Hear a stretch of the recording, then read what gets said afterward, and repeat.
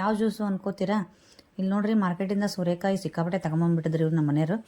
ಮತ್ತು ಅದನ್ನ ನೋಡಿದ್ರೆ ನಾನು ಸಿಪ್ಪೆ ತೆಗೆದು ಸ್ವಲ್ಪ ಜ್ಯೂಸ್ ಮಾಡ್ಕೊಂಡು ಕುಡಿಯೋಣ ಅಂತಂದೇಳಿ ಜ್ಯೂಸ್ ಮಾಡೋಕೆ ಹೋದ್ರೆ ಬೆಳಿಗ್ಗೆ ಆ ಸಿಪ್ಪೆ ತೆಗಿಯೋಕೆ ಹೋದ್ರೆ ಗುದ್ದಾಡಕತ್ತಿದ್ದೆ. ಬಲ್ತಿರೋದಕ್ಕೆ ಸಿಪ್ಪೆ ಬೇಗ ಬರ್ತಾ ಇರಲಿಲ್ಲ.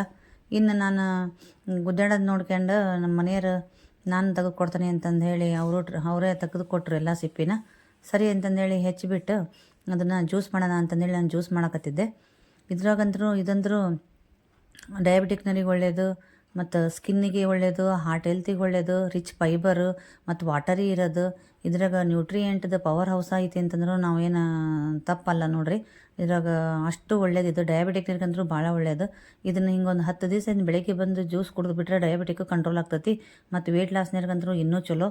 ಸರಿ ಅಂತ ಎಲ್ಲ ಕಟ್ ಮಾಡಿಕೊಂಡು ಇದನ್ನು ಮಿಕ್ಸಿಗೆ ಹಾಕ್ಕೊಂಬಿಟ್ಟು ಜ್ಯೂಸ್ ಮಾಡಿ ಕುಡ್ದು ನೋಡ್ರಿ. ಅದರಲ್ಲೇನು ಒಗರು ಇರೋಂಗಿಲ್ಲ, ಏನೂ ಇರೋಂಗಿಲ್ಲ. ಆದರೆ ನಮಗಿದು ಮೆಡಿಸಿನ್ ಆಗಬೇಕಂತಂದ್ರೆ ಉಪ್ಪು ಗಿಪ್ಪು ಹಾಕೊಳ್ಳೋದಂಗೆ ಹಂಗೆ ಕುಡಿದ್ರಂತೂ ಭಾಳ ಚಲೋ. ನಾವು ಹಾಗೆ ಕುಡಿದ್ವಿ.